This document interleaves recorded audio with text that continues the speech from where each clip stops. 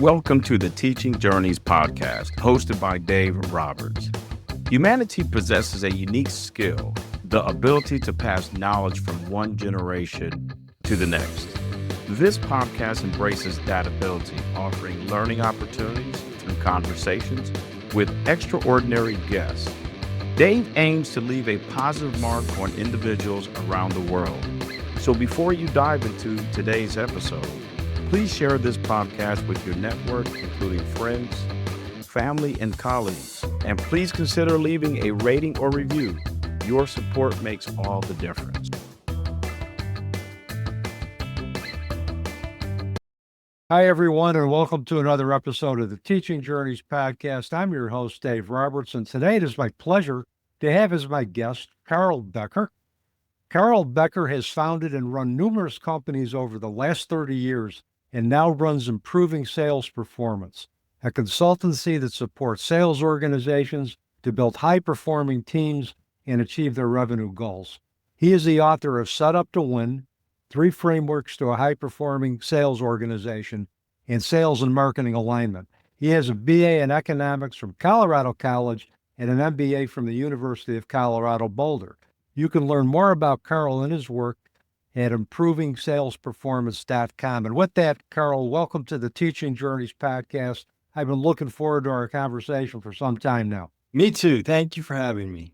Well, you're welcome, man. We got to give a shout out to Candace Snyder. Candace is a wonderful podcaster herself, and she revels in matching up her guests with podcast hosts who she thinks her guests will resonate. She introduced us. We had a great pre-chat, and here we are today. And the only thing that we didn't accomplish in the pre-chat was getting you to go to the Human Being in Loveland. That's the only thing we didn't get to, but I'm sure there's going to be plenty of time for that. Yeah, that coffee shop in Loveland, I need to go check out in Loveland, Colorado. So a shout out to that company too. You got it. And I want a full report once you do. You got it.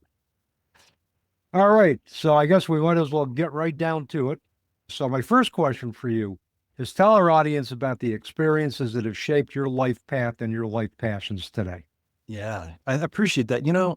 I think a lot of us listening, especially if you're in sales, you might not have had a traditional trajectory. And that is me. Even when I was a little kid, school wasn't a good fit. I wasn't one of those academic learners. And for that matter, we moved around a lot when I was a kid. So I didn't ever really have kind of a place of connection.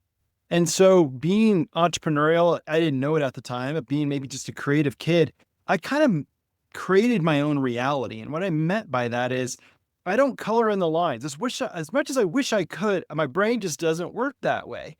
And I think a lot of us out there, we created other muscles, whether you call it EQ or just, I'm a good communicator. I'm a people person. I know how to do things on my own. I don't read instructions. We all probably have come up with some sort of coping mechanism, if you will, or, said it in a positive way, a way that works for us. And that's kind of like my life journey. I went to the traditional schools and have degrees, but I got to tell you, I was the type of guy that was bored in school. And when I read, I can't stay focused. And something I learned as I got older through the lens of my children is that I have what's called stealth dyslexia. And so reading is really hard for me. I've written 3 books. So what does that mean? It means I think we all have the ability to navigate the world how we want, what works for us. And hopefully you have a support structure in your life that encourages that. And so if you're hearing this, that's kind of my journey. My journey was one that's not traditional. I kind of had to invent as I went along, because going to school, doing the homework, I was doing homework till late at night and on the weekends just to keep up. And it was horrible. But guess what? When I went door to door to sell Girl Scout cookies with my sister or to mow lawns or whatever it might be, whatever contest at school, I just killed it. And so the idea is, for me, I got where I was probably because of some luck and just confidence in myself that, just because it doesn't work like this doesn't mean I can't still get to the summit of that mountain. And so my journey has really been one of, luckily I'm creative, I'm personable. I think I learned at an early age how to connect with people because it wasn't natural to me. And since the traditional way of anything wasn't natural, I kind of probably strengthened that muscle. And you fast forward, and I think that's how a lot of people are entrepreneurs or in sales, or maybe they do podcasts because they have another skill that wasn't traditional. They brought it forward And that's how they kind of navigated the world. And that's me. Traditional educational settings aren't for everybody. I think it's important. I mean, as a teacher myself, is we have to teach the way individuals learn, not teach from our own perspective. And I know a lot of individuals who have creative minds, color outside the lines, Yeah. don't do well in traditional school settings. They get bored. It's almost as if they've heard this information before and they want something more. So we measure intelligence and capability different for those individuals. For me, one of the knocks against standard intelligence tests is the fact that they're standardized. One size does not fit all. We have to measure intelligence by the specific individual differences that the individual portrays and their specific unique capabilities that aren't measured through paper and pencil tests or through traditional lecture settings in school. Exactly. And we'll take a little peek into what I do. What you said is, I heard meeting that student where they are, learning, teaching them in a way that aligns to their learning style. Sales to me is just helping someone understand a situation and a path forward, like a solution. It's helping someone realize that there's a challenge. And then if they're open to listening to you and you have the answer, a path forward. And I think a lot of times we want to get to, well, what's the sales process? What's the way we go A, B, C, D, E? And what you just said about students and learning is no different about communicating with other individuals and people. We're all wired differently. And to be able to meet somebody where they are in the business setting or in a family setting around communication is very similar as a teacher of trying to unlock that person or come to them with a way that fits them. And I think that's how we can be of service to others if we can identify how to show up to align with them the best. And you just happen to do it through education. And you happen to do that through sales. I imagine that there's a good amount of preparation with each client that you meet. You need to understand their strengths, their weaknesses.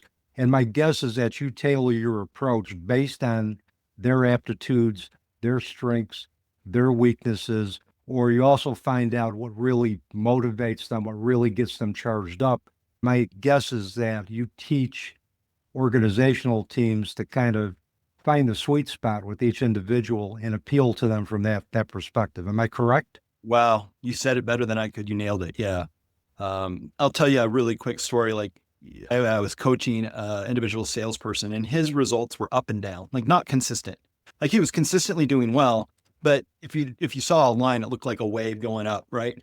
And the owner of the company would always meet with me. He's like, I don't get this guy. What's up? And one day in my one-to-one, I said, you know what? We're not going to do all the kind of traditional, who's in your pipeline, how are you going to sell, what's stuck, what's a blocker.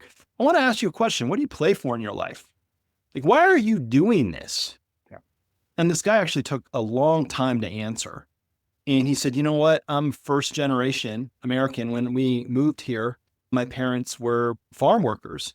And luckily, this family kind of took me under their wing and they helped me get educated and let me go to school with their children. And I'm in a place now where I've got a girlfriend and she has a kid and I want to eventually get married and help raise that child. And I want to buy a house and I really want to create stability. I said, is that what you're planning for? And he goes, I guess it is.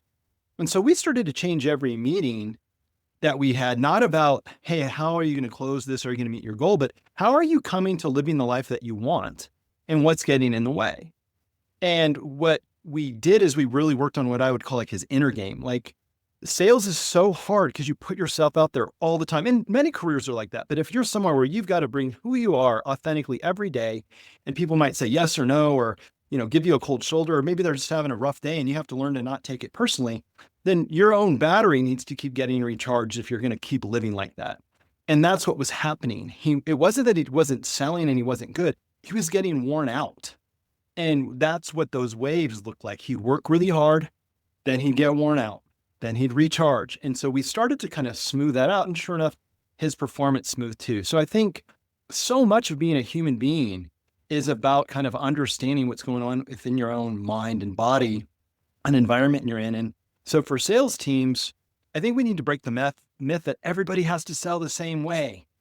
Kind of like with education, right? Like, let's find the way to make this team fit together, just like a soccer team or a football team. Like, you're going to be in different positions around the field. Organizational sales team design is no different.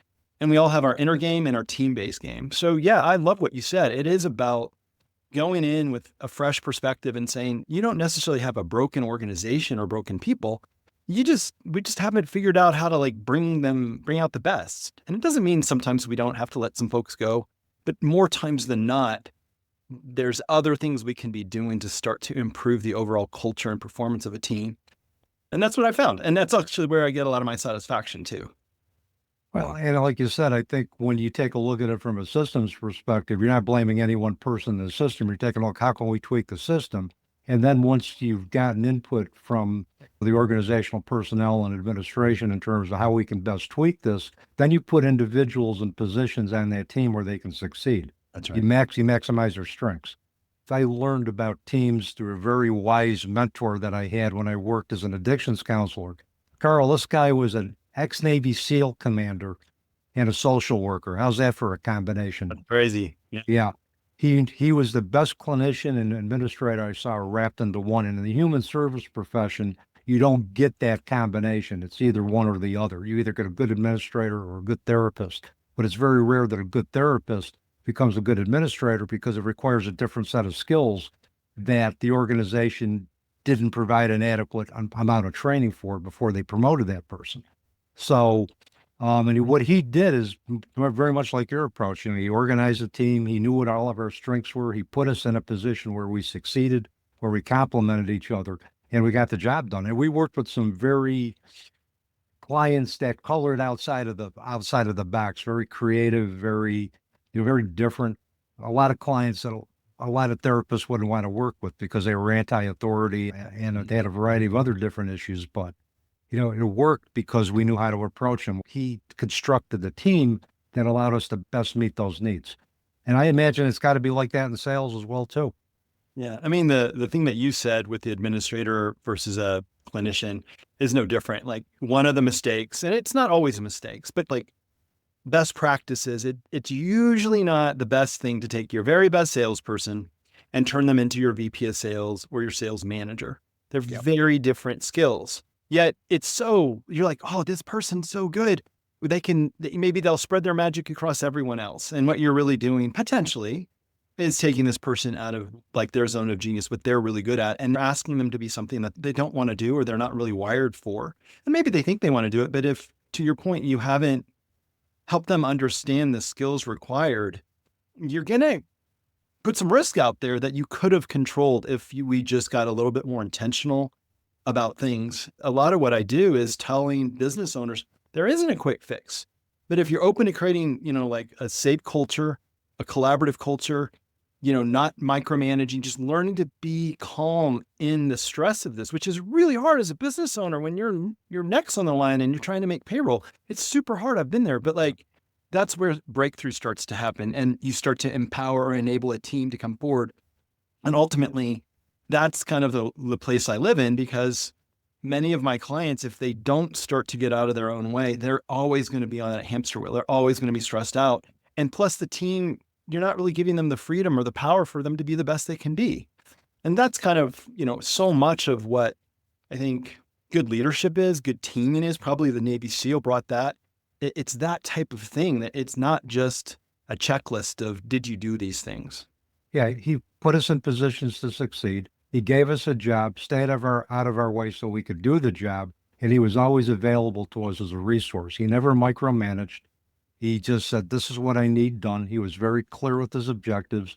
We got the job done, and he was always there to support us and to provide the resources that we needed. If he was in corporate, Karl, he would have probably been very successful because he would have applied those same principles to the corporate world, and they would have reached their bottom line and reached their organizational mission, threefold.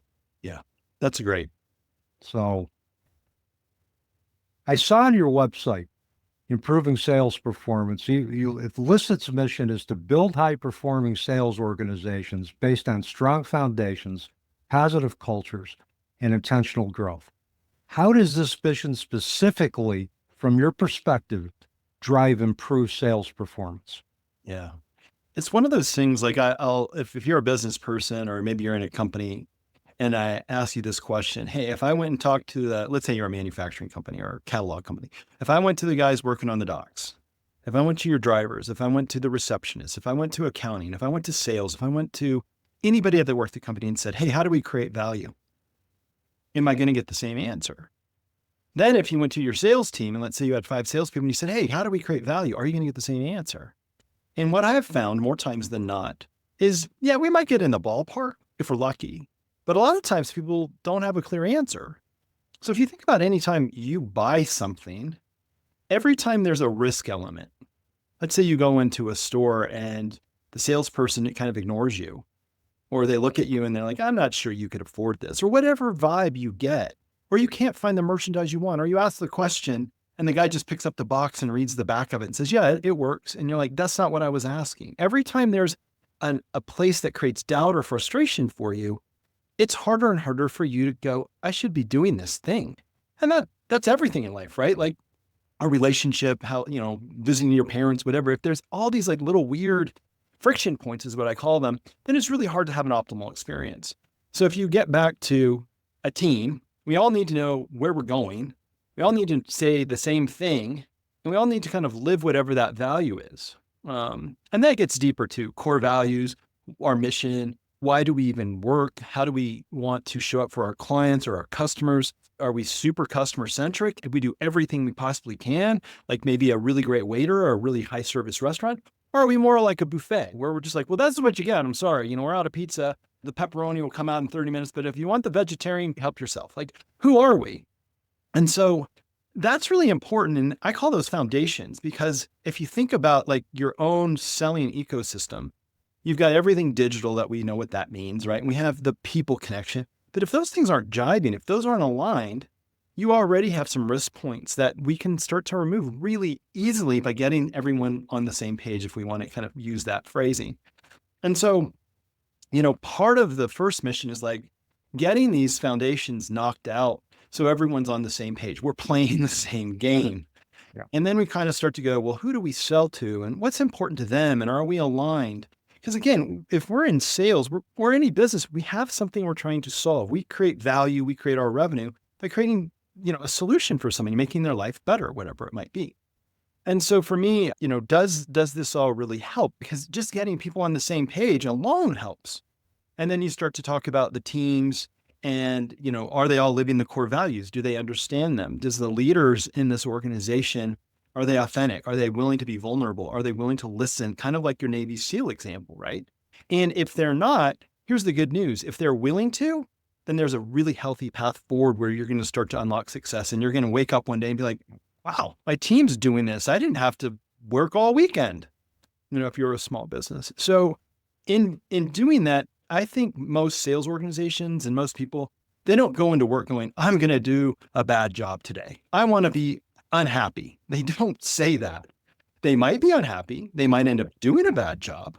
But if we can start to create a different culture, a different way of being and feel more trusted and more just wanted, if you will, appreciated, empowered, that culture can start to change and your customers feel it. Your team's going to be more efficient. They're going to be happier. They're not going to come in late because Bob's such a jerk. They're going to come in early and maybe bring Bob a cup of coffee. So a lot of this just feels like being a good human. And a lot of it is also just probably common sense if we could take a step back. And so often I think with everything in our lives, we're so in it that to have a consultant like me or a friend or a therapist take an outsider's view and look in and say, this is what I'm seeing, that's where you can start to make change within your own life or your own business. So that's kind of the whole ethos of this is like foundations first, start working on how humans work, how people lead, get clear on all these things. And then a lot of really good things happen. And that's when we can get like a lot more strategic, tactical, like really start to put our foot on the gas.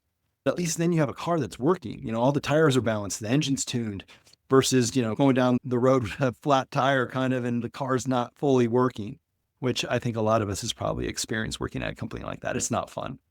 No, it isn't. And I like the fact that you emphasize foundations because if we don't have those firm foundations in terms of what it is we want to accomplish, are those foundations aligned with the values of those team members, we're going to be spinning our wheels. And the other thing that I like, and that occurred to me, is that once we're aware of what our values and our core values are, we're going to attract clients who mirror that. That's right. And one of the things that occurred to me is that maybe that's one of the reasons why sales can get to be challenging, is that our core values don't align with the values of the customers that we're trying to attract. And it's going to be like that hamster just continue going on that wheel, spinning and spinning around and going no place. For sure. Well said. I can remember this. I was speaking at a conference and it was very much this kind of theme. So I was really shocked. This guy calls me up a couple of weeks after the conference. He sets an appointment on my calendar and he starts talking to me about how he wants me to come in and kick everybody's butt and kind of like get them all in shape. And a lot of other words like that. It was a pretty, it felt like maybe The Sopranos. It was pretty heavy handed, this guy, you know? And I just kept thinking, how does this guy associate me with that? Like I gave him one of my books at the conference. Like he heard me speak. Like, where is he picking up that I'm going to come in and clean house and, you know, beat people up and kick them in the butt? Like, I'm not going to do that. I'm going to get the results by bringing the team together, unlocking what's going on. And then I started realizing, you know, he actually might have been the problem. You know, and potentially they made a bad hire with this guy. We ended up not working because it would have been a disaster. Like I would not have been able to be me, deliver the value that I deliver.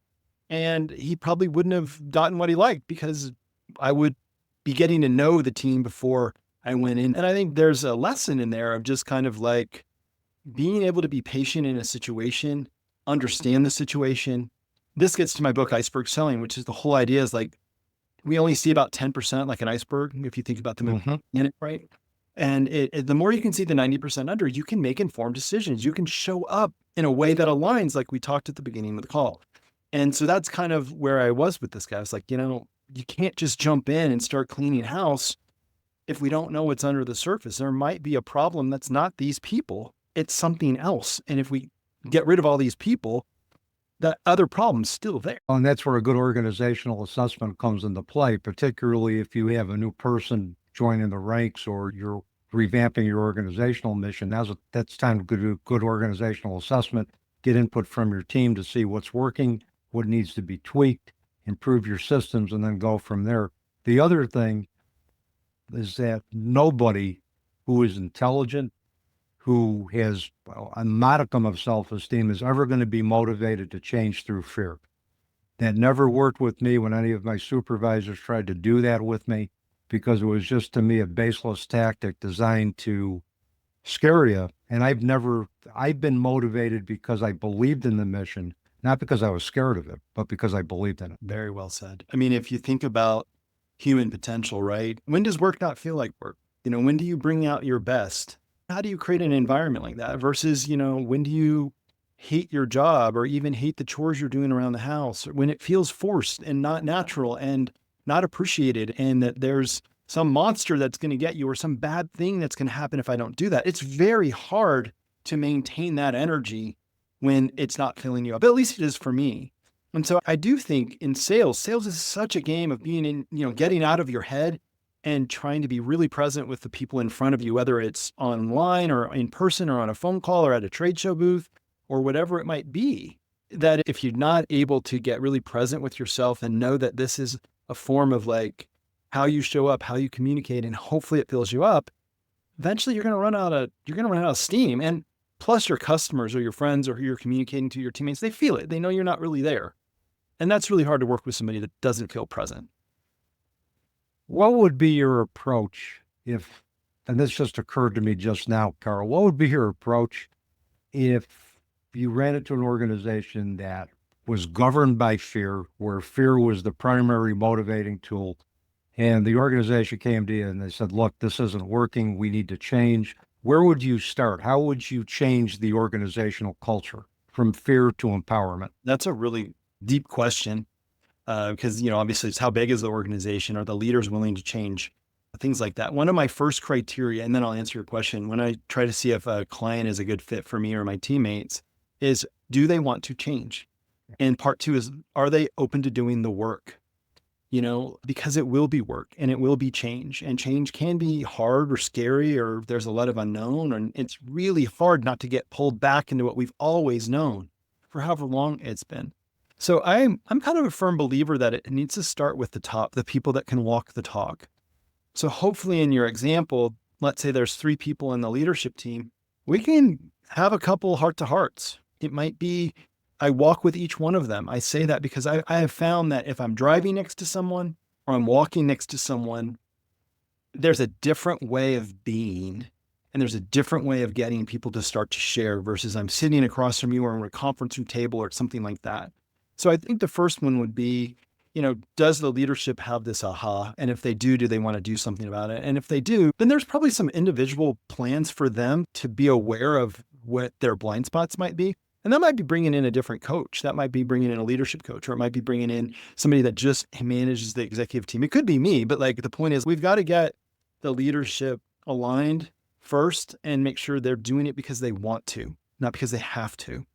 And that's where it gets scary because a lot of times it's like, well, if I don't sell my company for $10 million, it's like, okay, wait, that's you grabbing the bat. That's fear. That's take a step back. What if you could sell your company? What if you didn't have to sell your company? What if you just enjoyed the rest of your life and your employees made a lot of money and you made a lot of money and you were happy every day? Would that be okay? But it's trying to get the team to reframe why they're really there. I think once you have a toehold and you see some movement, I'm always after the team to play ball, whether it's one person or 2. And I kind of use them as a pilot project. I might even have a heart to heart and I'd say, Dave, look, this is where we're going. I can see that you're bought in. Can you be like my go-to, my poster boy? Can we play around? Can we see if this, because you have the respect of the team. And if they start to see you're doing this, it's going to be a lot easier. Does that sound interesting? And the right person goes, finally these leaders see me and finally these leaders want to make this company better. I knew it could be better. That's how I would start, but it's going to be a lot of where do we want to go? Getting clear there and then committing consistently, reminding ourselves that's where we want to go because that's where this stuff usually falls down. We get out of the gate. It sounds great. A month goes by. We start taking up our old habits again. And if we could just keep recommitting to the destination and seeing it, usually we can get there faster with less heartburn. Yeah, and I think, that brings to mind that some of the best plans end up going, just fizzling out because the implementation phase was just done so shoddily. You invite Murphy's Law into the plan, into any plan. You look at backup plan A, B, C, and D. You look at every possible thing that could go wrong, and you have a contingency plan for that. You just don't put a plan that looks great on paper and put it out there without discovering what could fail with that and then having the backup plan to address it. I bet you there's a lot of organizations that you've discovered in corporations that fail at implementation too. My lesson learned there, I'm an overbuilder for sure. And I luckily, as I've gotten older, I'm less of an overbuilder. But I think we can kind of borrow change management or how we implement from the tech industry when they have these development sprints, really agile methodology. You do a little thing, you check. You do a little thing and check. So you don't do what's called waterfall, where you plan it all and then you hope it all works. And I think change, especially in sales organizations or with leadership level, let's take a little bite and then a little bite. And it's kind of that same thing with a horizon, right? You walk a little further, you see more of the horizon, a little bit more versus trying to plan it all from the beginning. And that's kind of the place I've always, I don't want to say misfired, but I overbuild, I overplan, which I think there's value in overplanning. To your point, I know all the contingencies, but the implementation of that plan, if I could give myself and anyone listening advice, is just start. Just start. We're going to have a leadership team meeting once a week and we're going to see how that goes. Or then we're going to invite a couple people into it the next week or whatever it might be, but at least get going, get in the movement of change, and then it'll kind of create more versus waiting until everything's perfect. Lesson learned for sure. Well, and I think what you mentioned too is you implement and then you gradually, you evaluate and do ongoing evaluation of that plan. And you do that in the beginning, probably at least monthly. And then you tweak as you need to tweak. But it's always, like you said, it's always good to have all those contingency plans in the back of your head because you could take one of those strategies and that could be the strategy that you need to do to tweak that particular part of the process. So anything else you want to add about your book, Iceberg, your newest book, Iceberg Selling, that you want readers to take away from it? Yeah. I mean, first, I think just remembering that every human being is an iceberg is important and potentially every situation you're in. And what I mean by that is how often have you shown up and maybe your kid's upset And, you're like, Jimmy, why are you crying? If it's a little kid or if it's a teenager, you're like, what's going on? And if you just kind of made some simple observations, maybe the kid hasn't eaten all day, or maybe he has an ear infection, he's holding his ear, or maybe the teenager, the last few days, they haven't done well on tests and they're not sleeping well. And, there's clues is what I'm trying to say. And the more we see clues, whether they're the obvious ones like we just talked about, or we go deeper and we just start asking better, deeper questions. We go on our walk with our teenage kid. We invite an open dialogue. We close our laptop. We turn off our phone. We engage the person in front of us. If we're talking to a customer, we say, hey, before we start going in here, why are you even, what would the solution do for you? How would this change your life? How does this help your company? We get more and more curious. Then what happens is the human relationship starts to grow. And I'm a firm believer that if you look at everything as an iceberg, like I said, whether it's a problem or a person or whatever, and you can start to look deeper and deeper, you're going to find all these clues. You're going to find these things that you can help on, or at least like the student, meet them where they are. You imagine a student in your world, or when I was younger, I'm not reading the books. I'm not doing well on my tests. There's typos everywhere. The teacher's asking me to stand up and read out loud, and kids are making fun of me. And I'm not working hard enough. That's the message I got. Well, you're not doing your homework. And he's like, no, now that I'm a 50-year-old man, I know that it was because I had dyslexia and I had to come up with coping mechanisms. Imagine how that would have changed me at 6 or 7 or 8 or 9. They say, hey, maybe there's something going on here deeper than you just not working hard enough. So what I would leave all the listeners with is whether you're selling or communicating, or maybe you have a relative you don't get along with politically or whatever it might be, if you can just take a moment and start to go, I bet there's things underneath that if I started to see would give me more entry points to have a conversation, more ways to connect, more ways to be a human being that is showing up with caring or service or understanding. Because the more I understand you, the more you start to understand me. And that's where progress can come from. In the world of sales, that progress means I'm moving this person closer to a sale, which doesn't just mean money. It means I'm going to actually deliver them the thing that's going to make their life better. And yes, when they buy it, money exchanges. And if I'm in sales, maybe I get compensated for my effort. But if we keep getting back to understanding, looking for what's really going on, showing up with service and kind of playing around with this, then I just think you're just a more effective human being, probably a happier human being. And in the world of sales, if any of this is triggering you're a salesperson listening, all I would leave you with is, imagine if you could build more rapport, have stronger relationships, have stronger lifetime value. You didn't have to chase these customers. They would actually call you. They'd actually share. They'd tell you what was going on. You didn't get ghosted anymore. And that's what we're talking about. Your life changes when you start to really spend the extra time to understand what's going on in someone's life or the problem they're really trying to solve. Because that's how I would leave it. Just start thinking about everybody as an iceberg. Well, I like that too, because what that approach demands that we do is we bear witness to an individual's own personal narrative, their own story.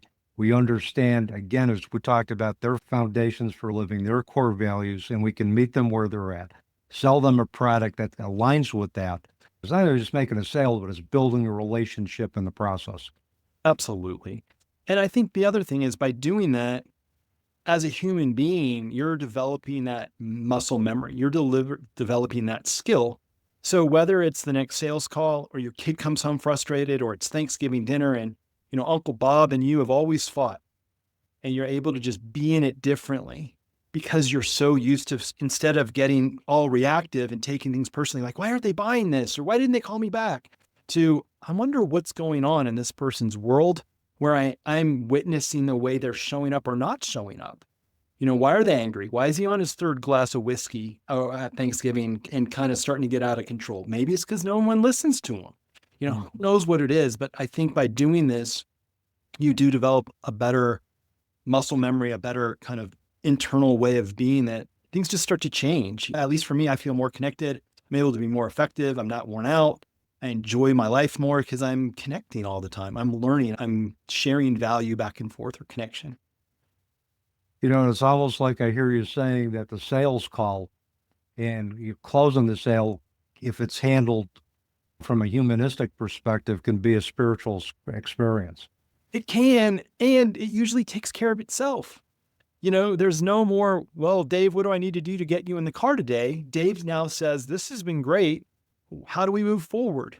Now it's a healthier way to get to the outcome that everybody wanted anyway. And yeah, it can fill you up if you're probably wired where connection and solving people's problems and being of service and getting that feedback from somebody where you see how you've helped them fills you up. Then absolutely, this is going to help accelerate that. So if we can emphasize that approach, if an organization can emphasize that humanistic approach, the bottom line pretty much going to take care of itself. That's been my experience. My little asterisk there is sometimes I work with early stage startup companies where they don't quite have like LL Bean, their first boots leaked. So if they wouldn't have fixed those leaky boots, we wouldn't have LL Bean today. So sometimes when our companies are young or they're starting to grow, we have leaky boots. So you can be the best salesperson in the world, but you can only sell so many leaky boots. For me, you got to make sure those foundations are in place. But when they are, and your team starts to act like this within their own team, within departments and how they sell, the whole energy, the whole success of the company, in my opinion, has always seen improve and become more and more healthy and more successful. Well, it's like in the human service field, everybody's worried about bed utilization rates because you have to maintain a certain percentage of full beds so that you get full funding. One of the things that usually frustrated me about that is that you have to think of the clients that you have the resources to deal with as a staff. If you're bringing in clients where the organization or the staff don't have the training or the resources to deal with, it's going to be a revolving door of clients in and out that door. I used to tell my students, if you have a good admissions policy where you're very clear in terms of who you want to attract as a patient or as a client, and you can match those needs to the resources that the organization has to offer, you're never going to have to worry about bed utilization rate. But if you're just bringing in warm bodies, then it's going to be like, again, akin to that hamster just spinning on a wheel and going nowhere. It's going to be a revolving door of clients. And it's hard to live that way for your staff and your clients or your customers. That's not an optimal experience or an optimal way to live your life or your company's life. We only have so much time too. Like, don't you want to be doing what you want to do and enjoying what you want to do the best you can? I do. So yeah, I think the more you can change that paradigm of stress or anger or, a scarcity mindset, we got to do this or else, and we can start to shift and get clear on our values and aligning and bring the right customers in, then a lot of good things happen. Absolutely. So are there any other takeaways you want to leave our listeners with today? You've left us with a lot, but if there's the penultimate takeaway, Karl, that you want to leave our listeners with today, what would that be? Well, definitely, I would still say the Iceberg, but I will tell you one of the parts of Iceberg selling, and it's just to promote it for a second. It's a short, easy, fun read. And it's on Audible too, and you can listen to it in about 2 hours. And like I said, it's accessible, and there's a lot of like bite-sized pieces and fun stories, and it's entertaining and it's valuable. But one of the things I would say is I talk about 4 mindsets. And one of them is what I call ownership mindset, or even drivership mindset. They're actually 2. They're very related.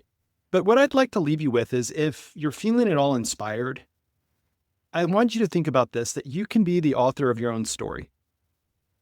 And that's ownership mindset. Having that mindset where you're like, wait a minute, if I want to change, I can actually do that. That is in my power to change. And I'd like you to think about that. And the second part to kind of go, oh, I wonder if I'm there or not, is what I call drivership mindset. Are you the driver of the car of what you want to do every single day? Or are you the passenger? And we know if you're the passenger, maybe you get to change their music, and maybe you go, hey, can we pull over? I need to go to the bathroom. But that's about all the power you have as a passenger, right? As the driver, you get to decide how fast you go, which lane you're in. Am I going to get off on this exit? Where am I going? So if any of this Iceberg selling thing inspires you to kind of try it, then I would couple it with this concept of being an owner, an ownership mindset, and writing your own story. And this concept of driving your own car. Be the driver of the change that you want to own and get into it. And even if it's just like, I'm just going to do something different today. Like I'm going to own whatever it is. I'm going to own that I'm going to walk 5 minutes after dinner with my son and hopefully connect for 10 minutes. I'm just going to try that. But I guess I would just say, if you're inspired by some of the things we've been talking about today, pick up that ownership mindset, pick up that drivership mindset and make it yours. See if you can't kind of drive, pun intended, drive it forward for yourself. Yeah, just empower yourself to create the reality of your own choosing. Absolutely. That's how I would leave everybody. You have the power to do it, and I'm on your side. Go make it happen. Ram Dass has said, one of the greatest spiritual teachers of all time, we're all just walking each other home. And that could apply to any type of organizational concept. I think whether it's sales, whether it's manufacturing, if we can align ourselves with those individuals that we want to bring in as clients and they see that we are definitely have their best interests at heart, it's just going to make the bottom line, it's not even going to be an issue. It's just going to take care of itself. 100% agree. Well said. Thank you. And my last question for you, Karl, is if individuals want to get in touch with you, besides going to your website, what would be the best way for them to do that?